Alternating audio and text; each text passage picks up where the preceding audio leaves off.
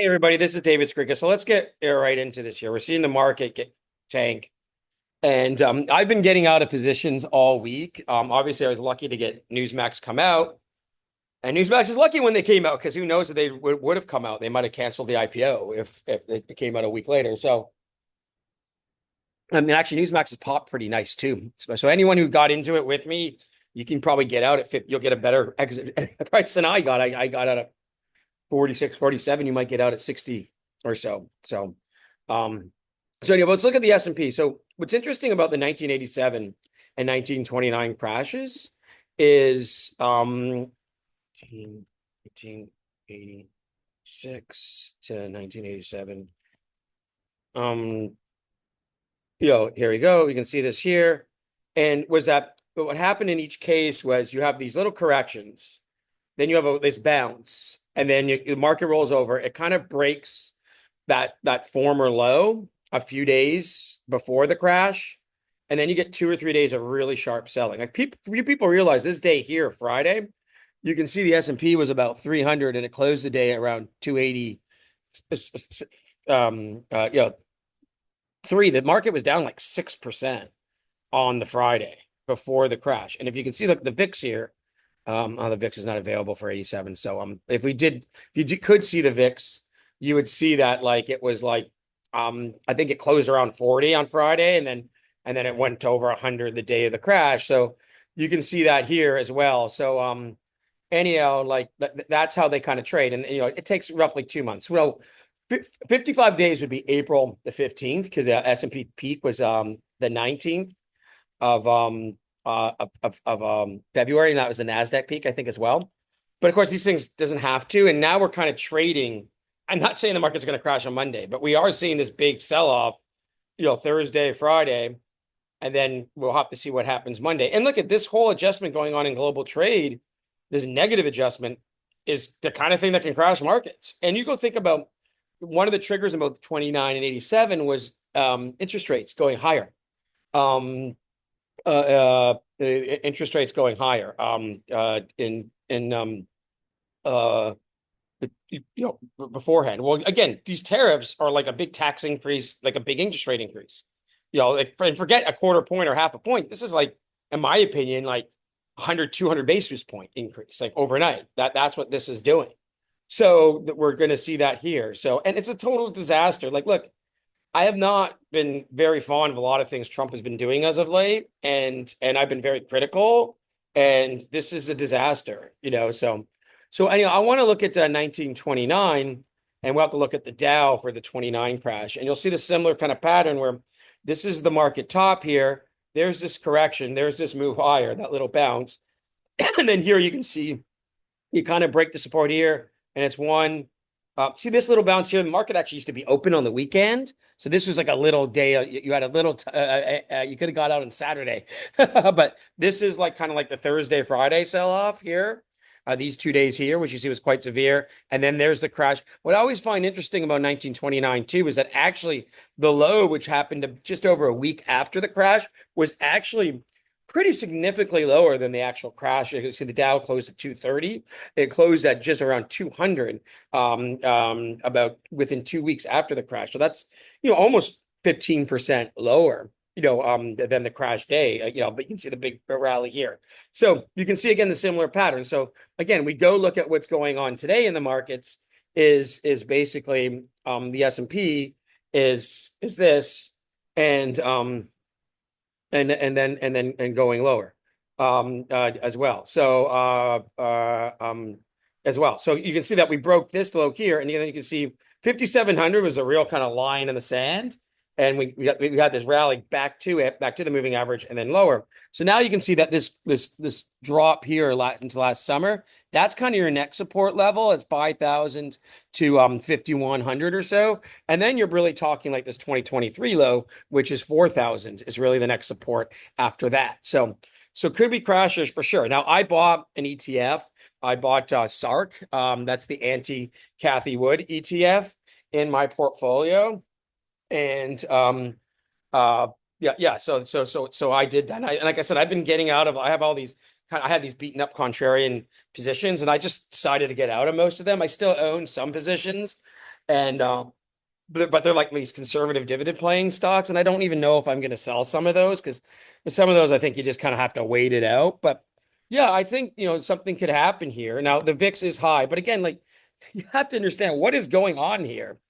This is totally changing again. Like I hate to say it, like what's going on in the world for really since World War II. And I want to show you the VIX here, which is interesting. You can see this is the high here. And what I remember about 2008, I want to go back to 2008 now.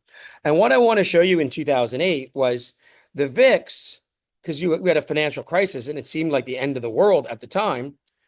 The world went on though. And you can see the VIX started to spike that September, got to over 40, which is where now ended up going to 80 and staying there. You can see till December and stayed over 30 for the next.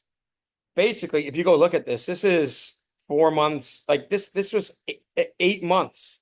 And I think with what we're seeing and the chaos we're seeing globally now economically, we could see something like this, right? So for the end of the year, we could see, this happen. And remember, I've talked about market cap to GDP. I've talked about how overvalued the market is. So you're having these things happen at a time of huge market overvaluation. Remember, even if the market, say, goes down 20% from its high, market cap to GDP will still be about 160 to 170%. It only got to about 140, 150 during the top of the dot-com bubble. So you're still more expensive in market cap to GDP after a 20% drop than you were at the top of the bubble in 2000. So anyhow, I thought I'd show that. So I don't think right now is a time to be a hero at all. And look, we're seeing other positions get whacked. You're seeing silver get whacked. You're seeing and this is now just liquidity. Now, Bitcoin's held up pretty good. I do have to say I'm impressed with it. But it looks like but if it breaks this kind of 80,000, I think Bitcoin can be taken down with other risk assets as well.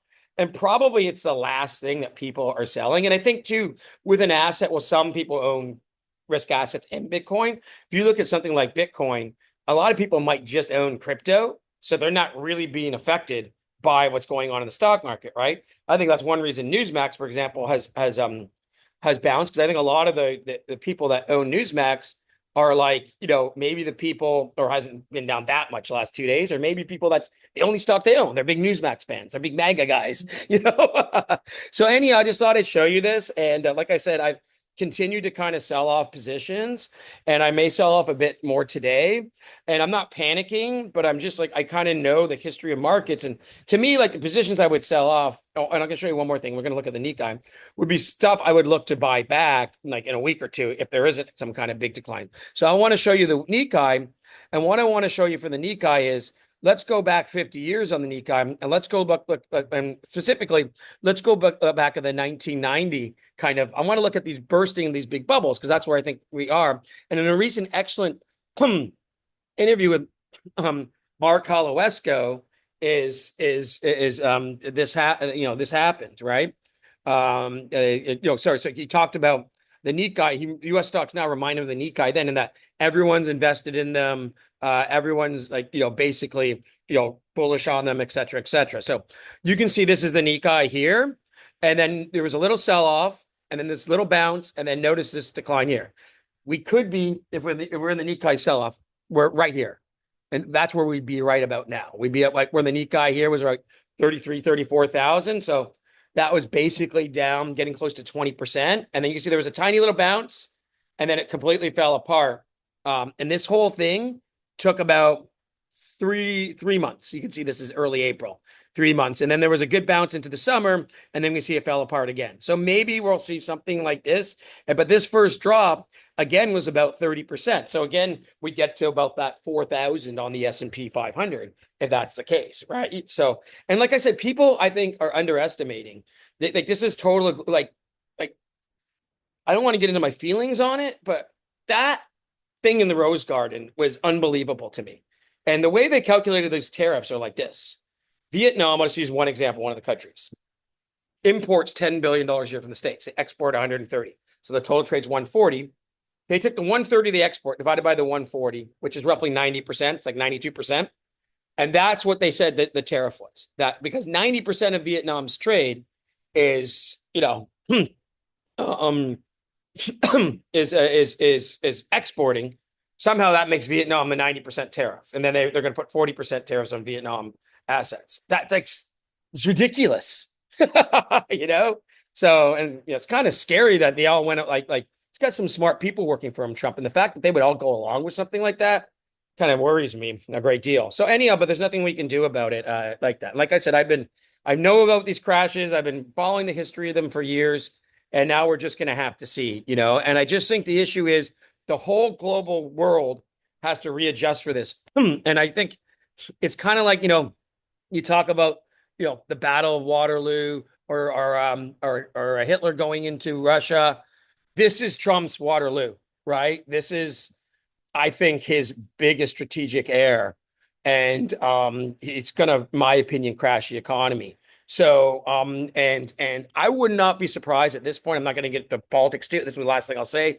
But if it does not end up finishing his term as president, So anyhow, there's nothing much we can do about that part of it. But yeah, like I said, I did buy a couple Bear ETFs, et cetera, et cetera. And we'll see what happens going forward. And remember, this is going to affect all our lives too. Like, if you own, like, most of these cell phones are manufactured in Asia, there's the 50% tariff on. If you own one of the higher end cell phones, like you own one of these $1,500 iPhones or $1,500 Samsungs, like that all of a sudden, goes to 2,300, So anyhow, so everybody take care. I get this out there. Like I said, I may, my paying subscribers, please note, please watch. I may sell a couple positions just to be straight, just because if we are in that crash type scenario, I might just want some more powder dry. I was very lucky.